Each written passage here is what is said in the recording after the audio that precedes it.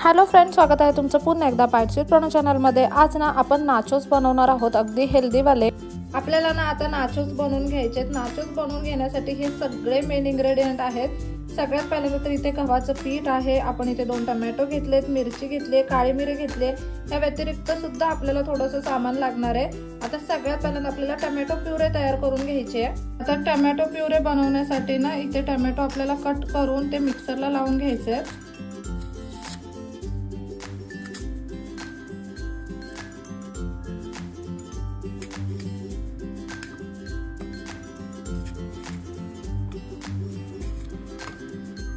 इथे ना टोमॅटो आपण कट करून घेतलेले आहेत। आता त्यामध्ये आपल्याला 1 हिरवी मिरची टाकायची आहे आणि ना काळी मिरीचे दाणे टाकायचे 4-5।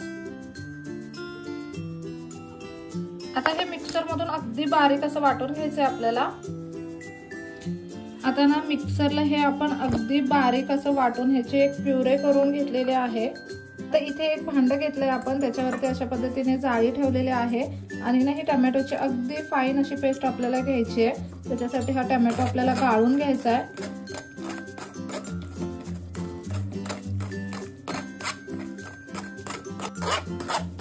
इथे ना हा उरलेला टोमॅटोचा चोथा आपण बाजूला काढून टाकणार आहोत। अगदी छान अशी टोमॅटो प्युरी आपण इथे करून घेतली आहे। आता ह्या टोमॅटो प्युरी मध्ये आपल्याला ना लाल तिखट टाकायचं आहे। नाचोस ना आपण मस्त आंबट गोड तिखट असे बनवणार आहोत। त्यामध्ये किंचितशी हळद टाकायची आहे। इथे ना आधी चवीप्रमाणे मीठ टाकून घेणार आहोत।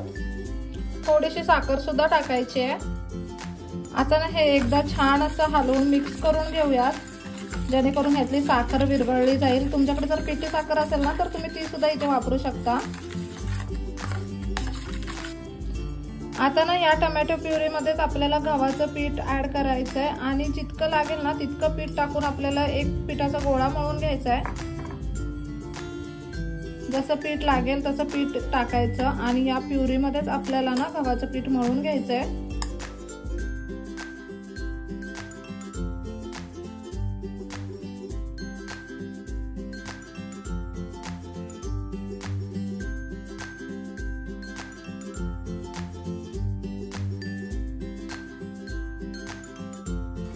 इथे तुम्ही पाहू शकता अगदी घट्टसर असं हे पीठ आपल्याला मळून घ्यायचंय। मस्त असं घट्ट पीठ आपण इथे मळून घेतलंय। आता ना थोडंसं तेल लावून हे पीठ मळून घेऊयात।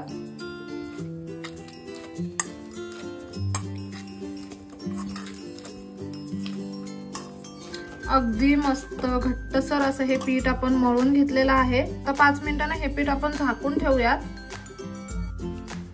साधारणतः 5 ते 10 मिनिटं हे पीठ आपण झाकून ठेवलं होतं। आता लगेचच याचे आपल्याला नाचोस तयार करून घ्यायचे आहेत।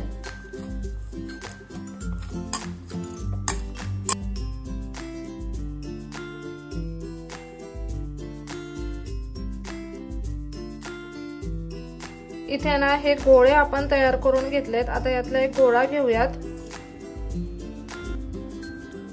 आता ह्या गोळ्याची आपल्याला एक पोळी लाटून घ्यायची आहे। अगदी पातळ अशी पोळी लाटायची आहे। जर तुम्हाला लागत असेल ना तर तुम्ही गव्हाचं सुकं पीठ घेऊ शकता पोळी लाटण्यासाठी।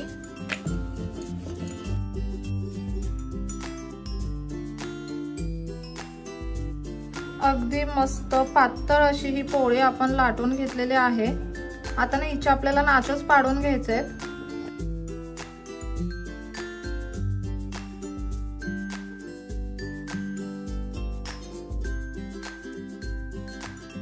अशा पद्धतीने ना याच्या कडा आपण काढून घेतल्यात। आता हे नाचोस फुलू नयेत ना त्यासाठी आपण काट्या चमचेच्या सहाय्याने याच्यावरती ना अशा पद्धतीने बिळं पाडून घेणार आहोत, जेणेकरून ते फ्राय करताना फुलणार नाहीत।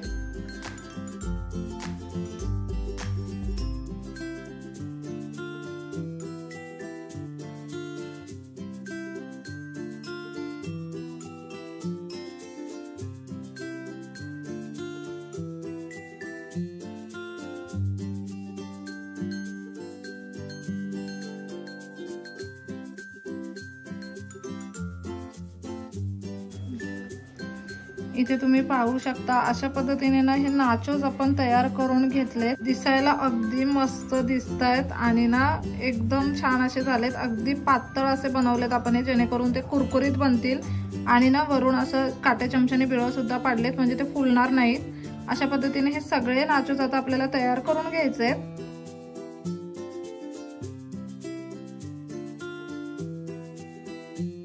इथे ना पहिले वाले नाचोस आपण बनवून घेतलेले आहेत। आता बाकीचे नाचोस सुद्धा बनवून घेऊयात।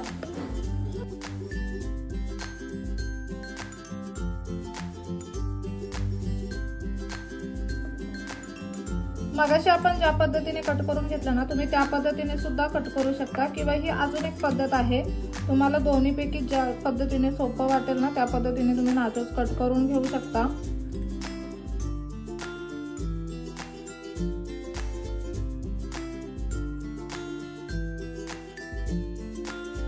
दोन्हीही पद्धतीने नाचोस कट करायला अगदी सोपं जातं। इथे तुम्ही पाहू शकता अशा पद्धतीने हे नाचोस आपण कट करून घेतलेले आहेत। ऑलमोस्ट सगळे नाचोस आपण इथे तयार करून घेतलेले आहेत। आता ह्यांना आपल्याला फ्राय करून घ्यायचंय। इथे ना कढईमध्ये तेल सुद्धा छान असं गरम करून घेतलंय आपण। आता हे नाचोस फ्राय करून घ्यायचे। अगदी पटकन पलटायचे हे, एकदम पातळ असतात ना त्याच्यामुळे पटापटा आलटून पलटून हे फ्राय करून घ्यायचे, जेणेकरून मस्त असे कडक होतील आणि करपणार सुद्धा नाहीत।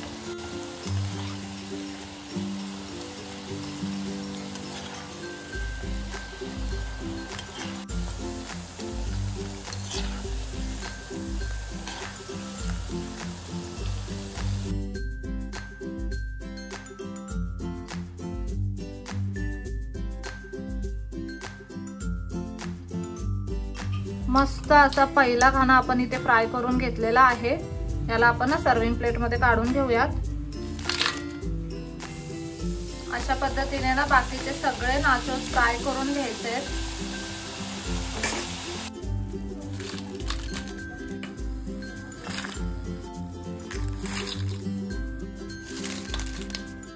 अगदी गरमागरम असे हे सगळे नाचोस बनवून तयार आहेत। आपण आता ह्यांना ना थोडंसं गार करून घेणार आहोत।